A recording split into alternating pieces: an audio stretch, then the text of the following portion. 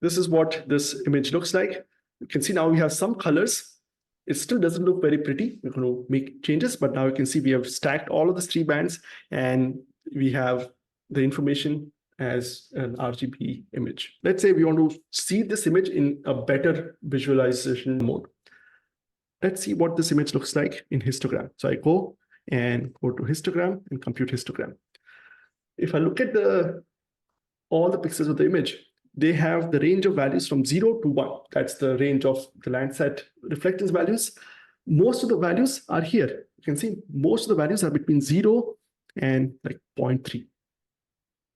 But the way I visualized it, by default visualization will say, oh, keep the zeros as black, ones as white. And that's why you end up with a very dark looking image. So if you see this image, it looks very dark because we have very small range of values and they are all towards this black range of the spectrum. And in very small range values, you don't have contrast, you don't have much information. How do we fix this? Well, we can change the visualization of this data. So we can say, I want to visualize this better. So don't change the pixel values, but we can visualize this slightly better. So I can say, since most of the values are between 0 and 0.3, I want to change it and say,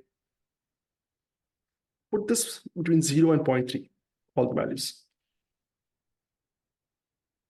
And you can see suddenly my image looks much better, right? Because now I said, make the blacks as zeros.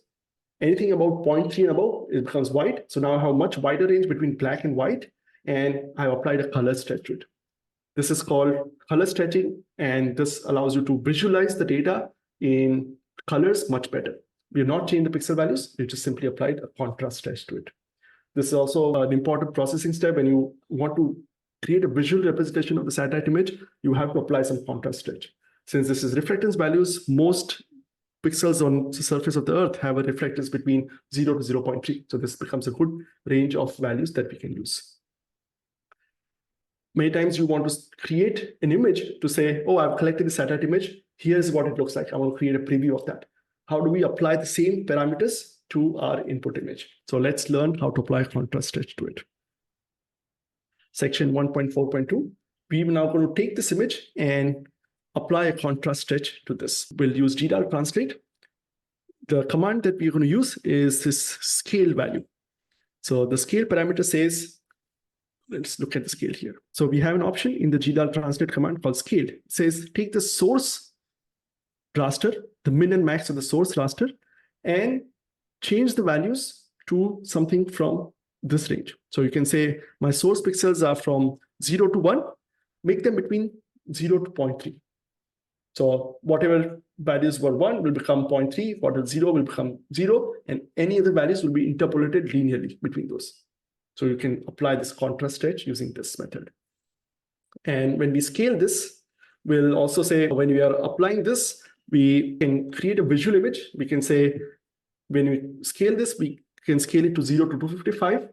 So when we're creating an RGB image, we can say this is a byte image. We'll store it as a byte image because it's a visual representation. So we take the value from 0 to 255. Let's say 0 becomes 0, 0.3 and above becomes 255. So 0 is black, 255 is white.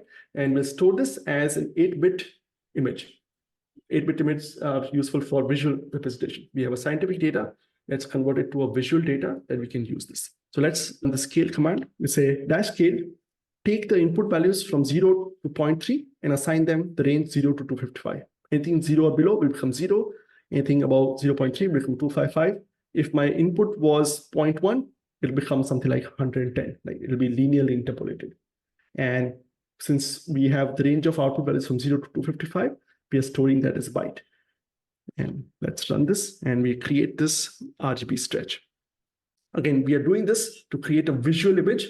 We've lost all our spectral information at this point. We just get a nice RGB image, which will look nice, but it should be only used for visual representation, not for scientific analysis. Let's see this result in QGIS. So I'm going to remove this old image. I'm going to use the RGB image. This is the default image that what it looks like. Now we have the RGB stretch version, and you can see it looks much nicer. We applied this contrast stretch, and we improved this image to enhance the contrast of the low reflectance regions, and we can see this image much better. if you purchase satellite imagery, you may have an option to say, do you want to buy source imagery or do you want to buy rendered imagery? Do you want RGB or do you want the source bands? If you purchase RGB, the satellite provider would do some kind of processing and give you this nice visual looking imagery, typically used for base maps, tracing, and things like that. If you buy the raw spectral values, you'll have to do this yourself and use this for analysis, or you can create the products yourself. We took this data and applied a linear stretch to it. So back to our histogram. This was a histogram. And if we want to apply a contrast stretch, that means we'll say, take this. Let me draw in better color.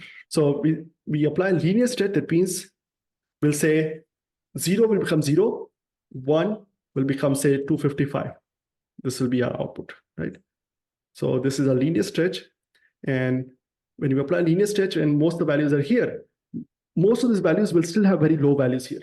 Okay, so linear values, since our values are very low, if we apply, or even if you're applying 0.0.3 here, still most of the values are located in this region. And if we apply linear stretch, we'll have a lot of empty ranges. So the output will still be very dark. GDAL will also allow you to apply a non-linear stretch. So it says you can go from 0 to 0.3, but instead of a linear, you can apply a transform curve. You can apply a curve and say, give more range to lower values or give more range to the higher values. So let's see if we can enhance this a little better by applying a non-linear stretch to this data. So the scale parameter also has this option called exponent. If you give values between 0 to 1, you get a non-linear stretch that enhances dark areas. If you give value like higher than 1, like 2, it'll enhance lighter regions. So in this case, we have a lot of dark areas which we want to enhance. So we'll give an exponent 0.5. Let's see the result. So I want to run this and compare what we have with the previous result. So same command, we're scaling this image from 0 to 0.3, 0 to 0 to 55, but instead of a linear stretch, we're applying a non-linear stretch with an exponent of 0.5.